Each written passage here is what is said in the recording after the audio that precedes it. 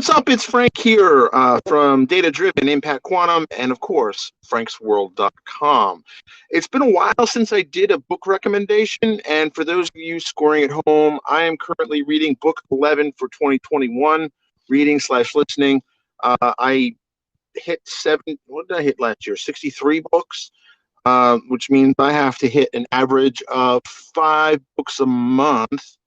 And actually, last year, my target was 72 books for the year, which means 6 books a month. So I actually, technically speaking, I failed. I failed at my mission, but it's that whole thing, shoot for the moon. Because if you miss, you'll end up among the stars and all that stuff. I am doing my traditional Saturday morning read and or live stream, and I'm going to kick off my book review with a little bit of fancy title graphics. Is it going to show?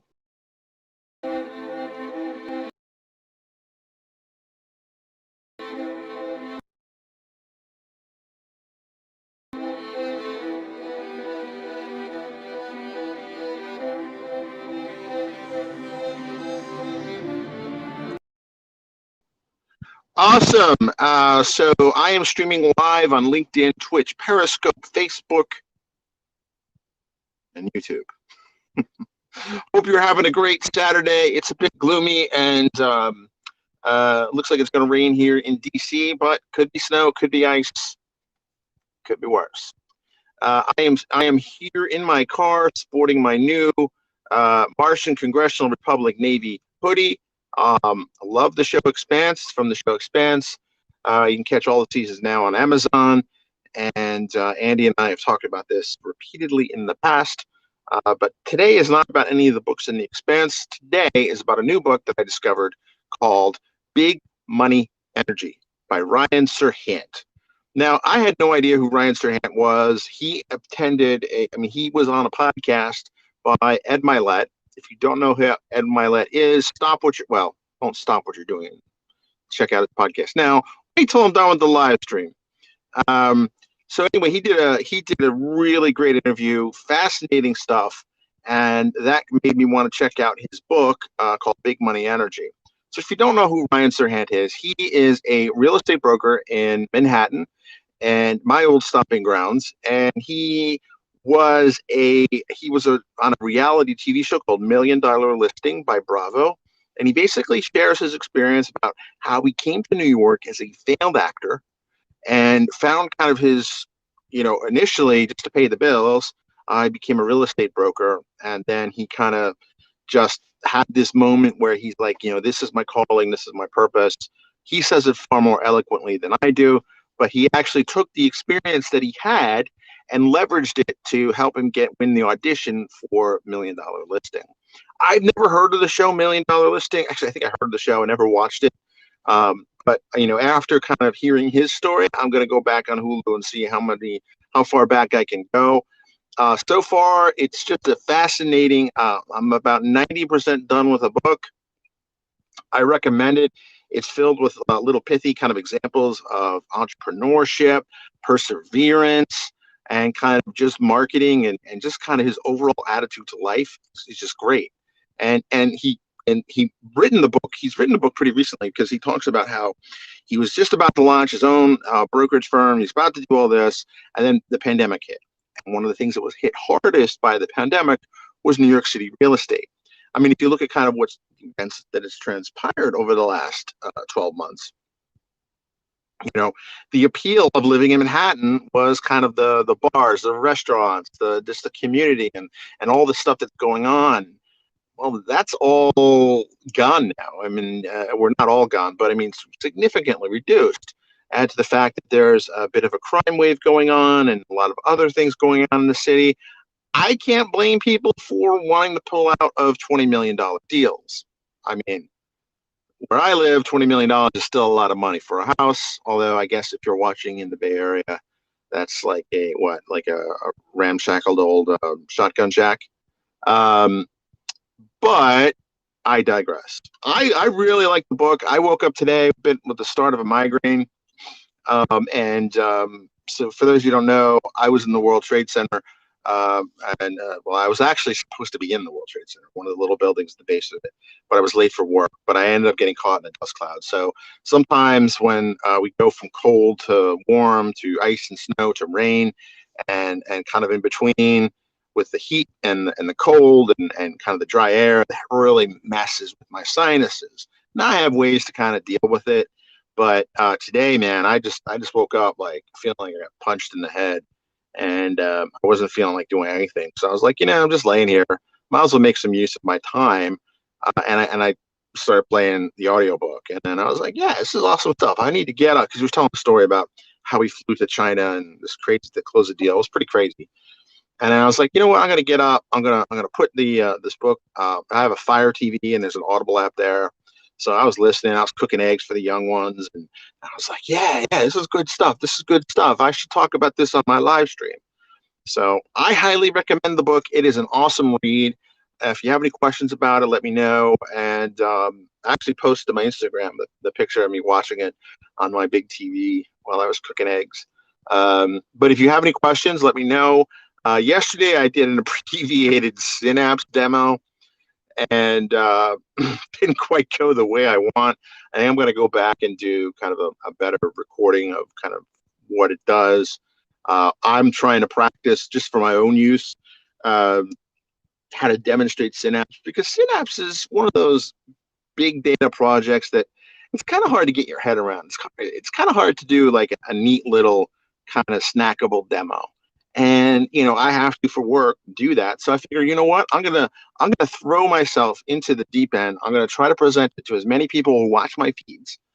One, because it spreads the word about Synapse. Two, ain't no practice like real practice, right? I'm practicing in front of a live audience. At the MPC, we're virtual now, so I might as well do it, right? So, and that kind of inspiration and that kind of just do it comes from this book. Again, with a lot of other books I've read too, in terms of the selling and sales and kind of the self improvement stuff I've been listening to. But I have to say, I did not know who Ryan Serhant was, and I'm impressed. I am suitably impressed with his stuff. He has another book called Sell It Like Serhant, which I'm assuming is a sales book, which of course, you know me, ever since the startup I had in 2017, 2016, 17 kind of failed because we couldn't close any deals. I kind of realized that selling is definitely a skill I need to personally develop. So the other thing is this week I checked out it's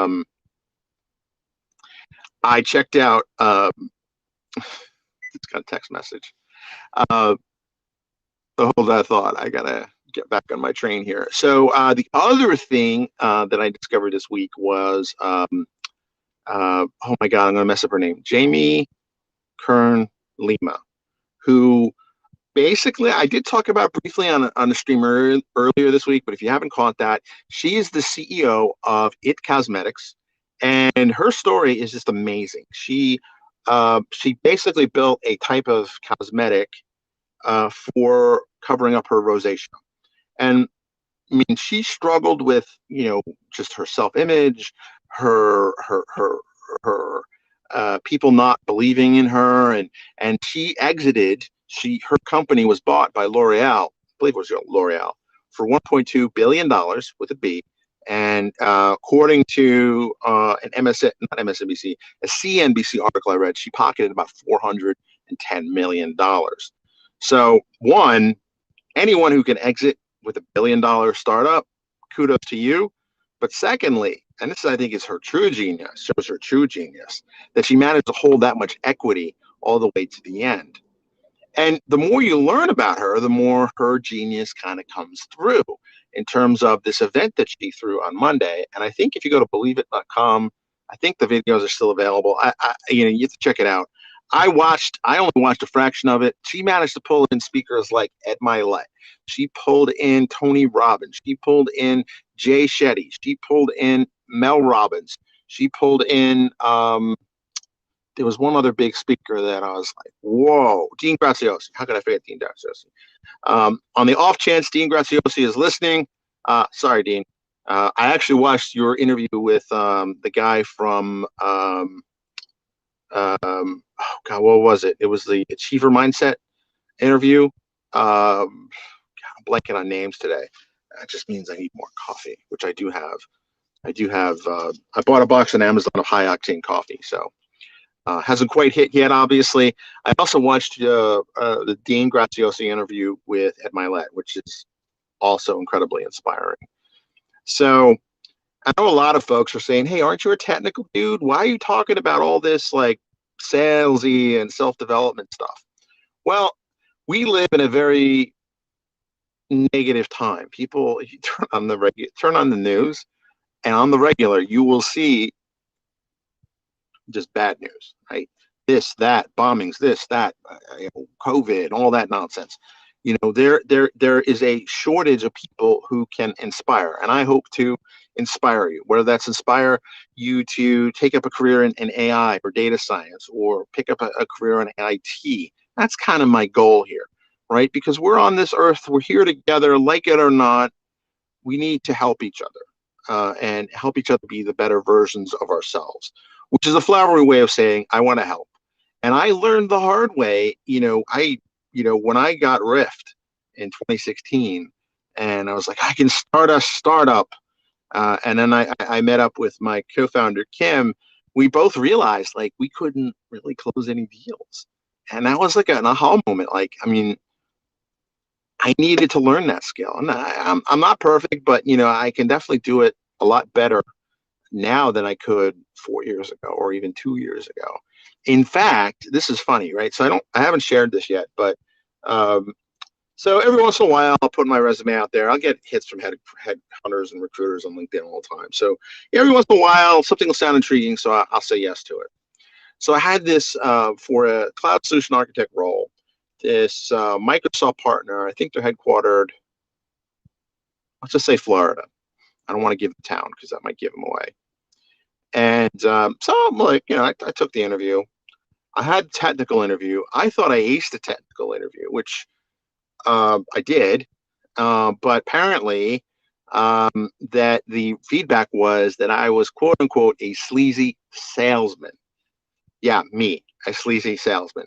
First, I was mad. I was burning mad when I heard that. He said, "Oh yeah, he knew everything technically, but he seems like he's more like of a sleazy salesman." Which direct quote. So when the recruiter told me that, I'm like, I said words I shouldn't say on a professional live stream. Let's just put it that way. So, and first I was mad, and then about 30 seconds later, I'm like, wait a minute.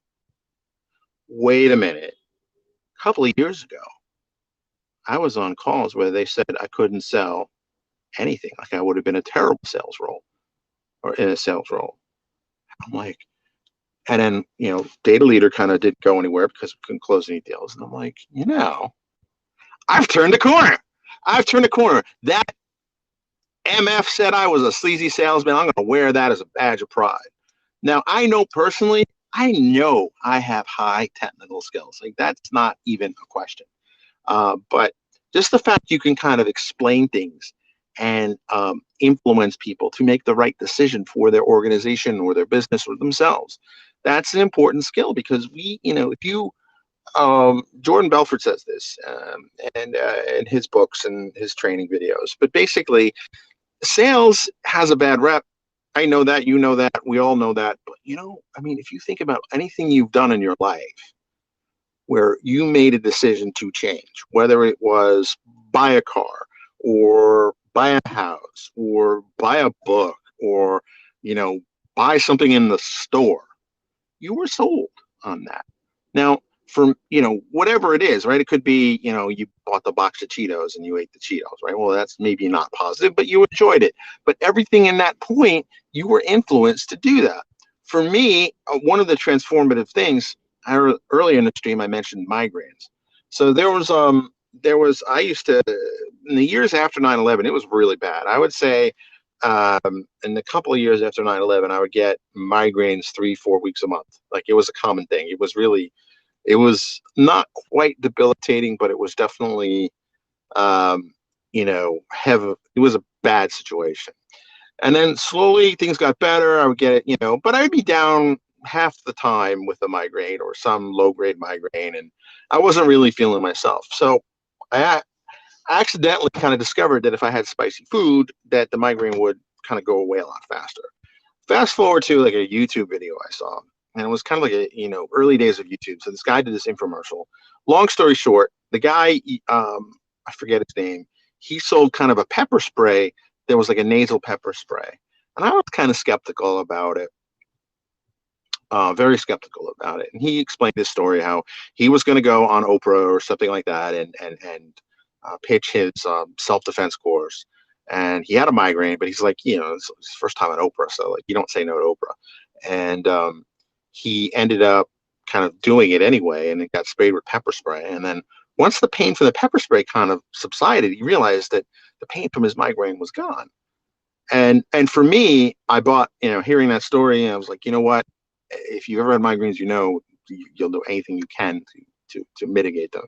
So I bought the spray, and it no joke, it transformed my life. So in that sense, I was sold on this, guy who, admittedly, his YouTube videos and his infomercials were a little on the sleazy side, but I mean, it's transformed my life. I now, since then, migraines are just a few hours of inconvenience. Since I've been doing kind of intermittent fasting and keto, they're more like half an hour. I mean, it's just shortened. But just the fact I'm up and around and on a live stream talking about books is a good example of just how much that did. But this all long way of saying is that anything that's good or bad that happened in your life as a result of a decision you made ultimately comes down to, in one form or another, someone sold you on something, right? You decided to, go on that job interview. You decided not to go on that job interview. You were influenced, good or bad. So, you have to kind of control what's in your heart. And if you want to help people, then that's definitely a skill you want to develop, which is a long-winded way of saying, I hope you have a great Saturday, and definitely check out this book, Big Money Energy. It is utterly inspiring and an interesting look at New York real estate kind of from the inside. So with that, I will bid you all adieu, and I will attempt to play a outro graphic because you all know I love my outro graphics.